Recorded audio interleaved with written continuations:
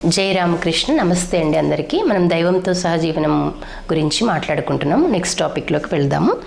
కాబట్టి ఏమైంది, బ్రహ్మానంద స్వామి, తుర్యానంద స్వామిల గురించి మనం మాట్లాడుకున్నాం కదా. వాళ్ళు ఎలా సాధనలు చేశారు, వాళ్ళకి లౌకిక ప్రలోభం వస్తే వాళ్ళు ఎలా తట్టుకున్నారు, అవన్నీ కూడా మనం ఇంతకు ముందు ఎపిసోడ్లో చర్చించుకున్నాము. ఇప్పుడు తర్వాత ఏం జరిగిందో చూద్దాం. ఒకరోజు రాత్రి శ్రీరామకృష్ణులను సంబోధిస్తూ బ్రహ్మానంద స్వామి విచారంగా ఇలా అన్నారు: గురుదేవ, నాకు ఒక ముద్ద అన్నం ఇవ్వలేని వాణివి నన్నెందుకు ఇంటి నుంచి బయటకు తీసుకొచ్చావు?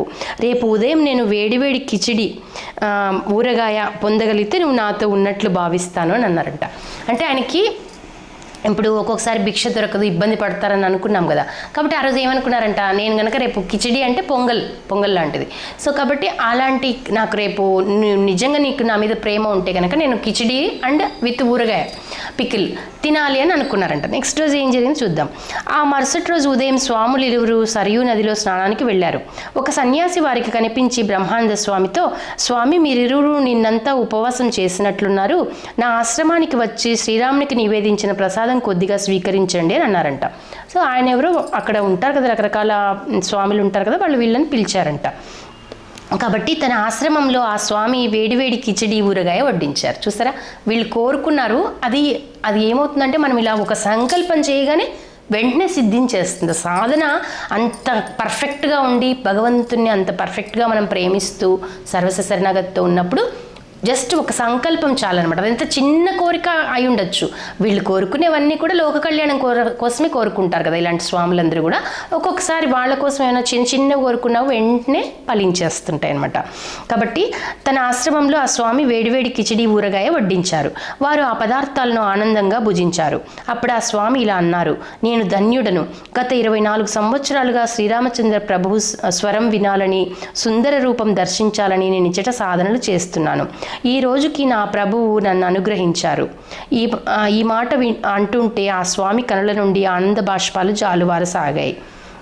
అంటే ఆయన ఏమనుకున్నాడు, శ్రీరామచంద్రమూర్తే వచ్చి తిన్నట్టుగా ఆయన హ్యాపీగా ఫీల్ అయ్యారనమాట. బ్రహ్మానంద స్వామి ప్రార్థనపై ఆయన ఆ విషయం వివరించారు.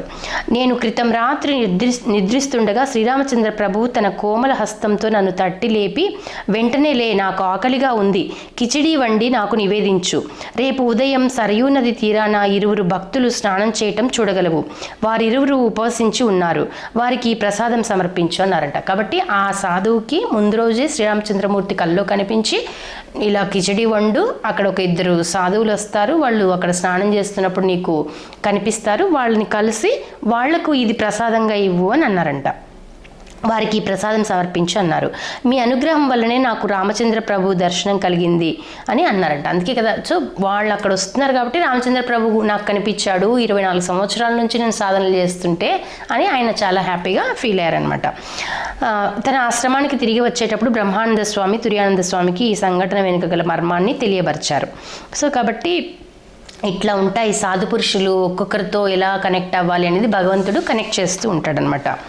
కాబట్టి ఇంకేమంటున్నారంటే నెక్స్ట్, బ్రహ్మానంద స్వామి తీవ్ర సాధనలు చేయటానికి కలకత్తా వదిలి వెళ్ళగానే ఆయన భార్య విశ్వేశ్వరి తన బిడ్డ సత్యానందుని జాగరూకతతో పెంచుతూ సన్యాసిని వలె జీవించసాగింది. మనం అనుకున్నాం కదా, బ్రహ్మానంద స్వామికి ఆల్రెడీ పెళ్ళి అయ్యింది, బిడ్డ ఉన్నారు, అయినప్పటికీ ఆయన సాధనలు చేస్తున్నారు. ఆవిడ కూడా తీవ్ర సాధనలు చేసేదంట. అంటే తర్వాత ఏమైందంట, ఆయన కుమారుడు చనిపోయాడు, భార్య కూడా కోల్పోతాడు. అప్పుడు ఏమైంది, బ్రహ్మానంద స్వామి ఈ కష్టాలన్నింటినీ మౌనంగా భరించి పర్వతం వల్లే అచలంగా స్థిరంగా ఏ విధమైన తొట్టుపాటు లేకుండా నిలబడ్డారు. కాబట్టి వీళ్ళకి మనం అనుకున్నాం కదా, పెద్ద పెద్ద వాళ్ళకి కష్టాలు రావా ఏంటి అంటే, చాలా పెద్ద కష్టాలు వస్తాయి. ఇంకా నువ్వు పెద్ద సాధకురాలు అయ్యే కొద్దీ ఇంకెక్కువ కష్టాలు వస్తాయి. అప్పుడు తట్టుకోగలిగేటువంటి స్థైర్యాన్ని భగవంతుడే ఇస్తాడనమాట. అట్లా ఆయన తట్టుకుని ఇచ్చేసారంట. సో ఈ టాపిక్ ఇక్కడితో మనం ఆపేద్దాము. సర్వం శ్రీరామకృష్ణార్పణమస్తు. లోకా సమస్త సుఖినో భవంతు. జయ రామకృష్ణ.